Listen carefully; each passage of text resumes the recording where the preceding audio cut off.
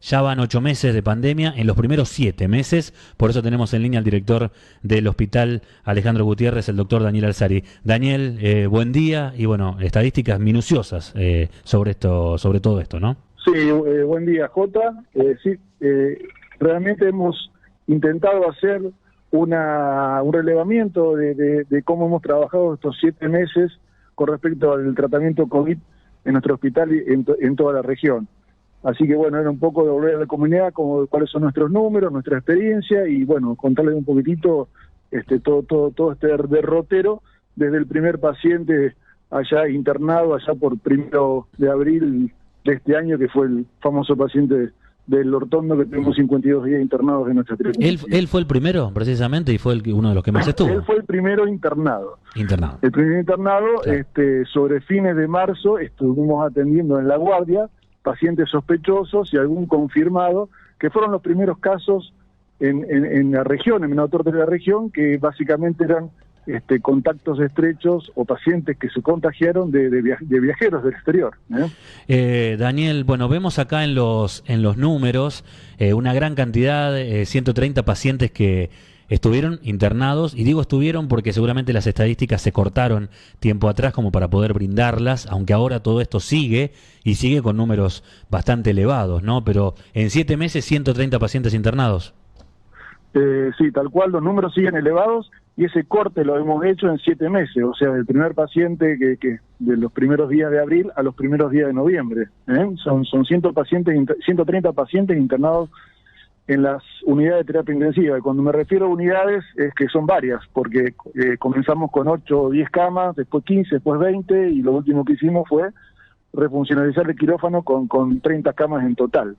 Gracias a esta digamos, este creciente número que pudimos ofertar para el paciente crítico, 14, 15, en realidad 15 pacientes pudieron, digamos, ser atendidos, asistidos, llegaron a un respirador y no tuvieron que ser excluidos de la atención médica porque, bueno, como yo te dije en otras oportunidades, la UTI quirófano se nos llenó prácticamente enseguida y a pocos días ya tenemos una ocupación de la UTI quirófano de un 60-70%, o sea que esos eran pacientes que hubieran quedado fuera. Sí, que de hecho... Gracias a Dios y a los médicos de la terapia, y los enfermeros de la terapia, y a los kinesiólogos, a las mucamas, a las instrumentadoras que salieron de su función habitual y de para la cual se prepararon toda la vida para hacer tareas de enfermería.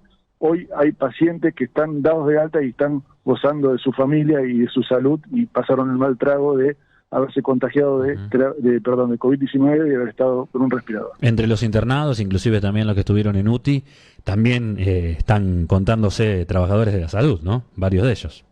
Sí, tuvimos médicos internados, enfermeros internados, sí. Daniel, bueno, por ahí uno siempre quisiera que los números sean menores, pero 130 pacientes internados en la sala de UTI, en terapia intensiva, obviamente que es mucho, pero en una pandemia que obviamente azotó de esta manera y que la azota a la sociedad, no sé si es tan alto. Sí, lo que me parece alto, no sé qué balance haces vos, es el porcentaje de mortalidad, ¿no? Casi 38% de los 130 pacientes internados lamentablemente fallecieron.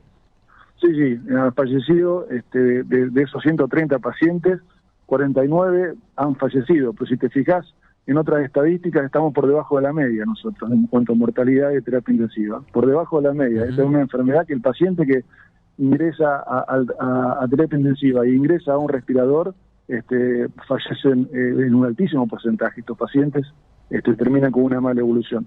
Nosotros, dentro de la fea situación de tener un óbito o fallecimiento en terapia, podemos decir que se ha trabajado muy bien porque el porcentaje de mortalidad que tenemos en la terapia intensiva de este hospital regional es bastante, dentro de todo, por debajo de la media, o sea que es bastante favorable. Bueno, casi 290 pacientes internados en 7 meses, con en lo que es sala clínica, con menos del 3% de mortalidad, ahí sí es muy baja, pero uno ve, es impresionante el número de pacientes que han atendido como casos positivos sospechosos.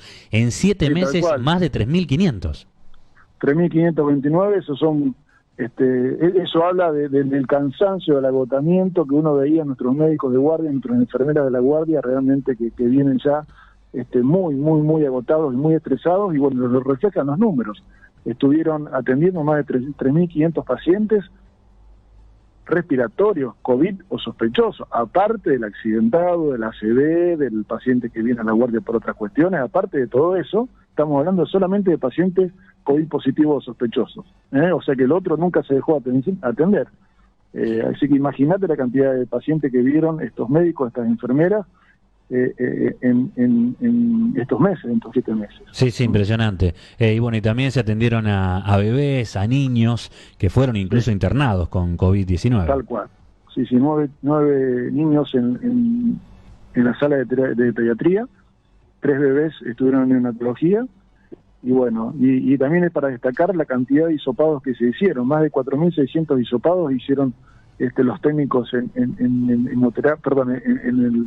laboratorio, y los bioquímicos, más de 4.628 hisopados. La mitad de ellos fueron positivos. Estaba viendo los números, el promedio es de que atienden entre 15 y 20 pacientes por día como sospechosos de COVID. Sí, ese es el promedio diario. Sí, más también. Y más también. Bueno, y Daniel, más allá de estos números fríos, que obviamente se toman estos primeros 7 meses, en este último mes, fundamentalmente después de octubre, que estuvo realmente bravo, yo decía hoy más temprano que en un 90% estuvieron ocupadas la ocupación de camas, digo 90, pero seguramente algo más también.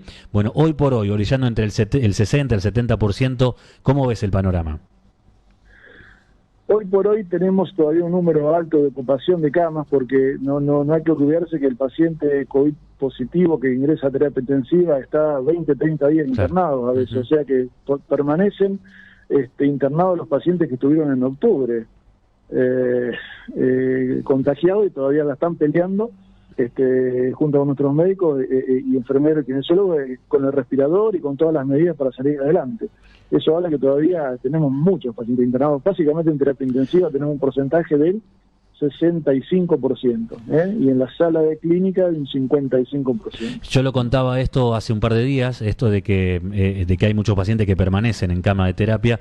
¿Lo podés explicar vos en términos médicos el porqué de las complicaciones y por qué un paciente de COVID en terapia puede permanecer 20, 30, 40 días?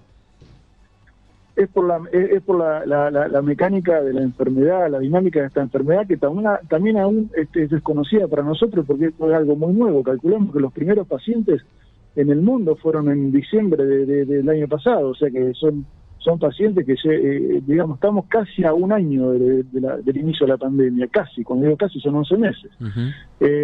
Bueno, recién estamos conociendo muchas cosas de esta enfermedad. Lo que sí sabemos que es un paciente que si no se complica de entrada con una sobreinfección o con alguna otra cuestión, o si sus comorbilidades, digamos, no le pasan una gran factura al organismo de este paciente que encima hizo un COVID, un paciente conectado al respirador hace que la filtración pulmonar requiera de muchos días de asistencia respiratoria mecánica y le cueste muchos días salir de esa asistencia respiratoria mecánica. Toda una progresión en un paciente que pasa primero a un oxígeno por máscara o por gotera, después un alto flujo, una máscara de reservorio, después un helmet, por último respirador, y también el destete del respirador se da también en una forma muy también así progresiva, muy decreciente lentamente. Entonces son pacientes que están muchos días en internación. O sea que si no se complican de entrada, permanecen con nosotros ocupando una cama y peleando contra la enfermedad durante mucho tiempo. Eso hace que sea uno muy prudente a la hora, digamos, de ofrecer cama, de hablar de porcentaje de ocupación, de quedarse tranquilo, de relajarse, porque, digamos, hay que estar muy atento. Esto es una enfermedad muy traicionera y bueno, nos lleva a este estado de casi cronicidad con algunos pacientes. ¿Y sentís que por más que se diga en las estadísticas de los fallecidos, que se vea en las redes sociales gente joven falleciendo, que igualmente se sienten ustedes o en lo particular vos que se sigue subestimando al virus?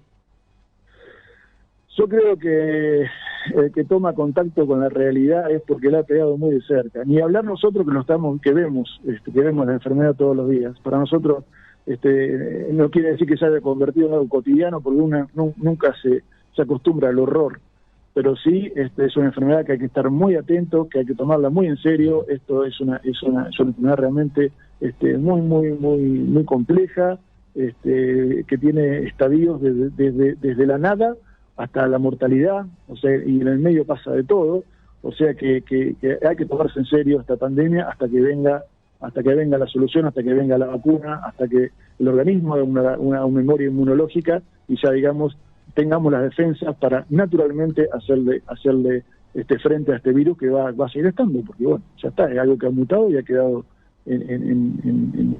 con nosotros.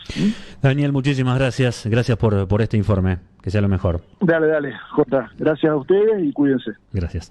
La palabra de Daniel Alzari, el director del Hospital Alejandro Gutiérrez. Le agradecemos estuvimos hace varios días que intentábamos el diálogo con él, pero bueno, queríamos tener la palabra, la gentileza de poder brindarnos este adelanto. Van a ser publicadas estas estadísticas junto a la palabra de Daniel Alzari, que acaba de hablar con nosotros. Seguimos en Radio J 98.3.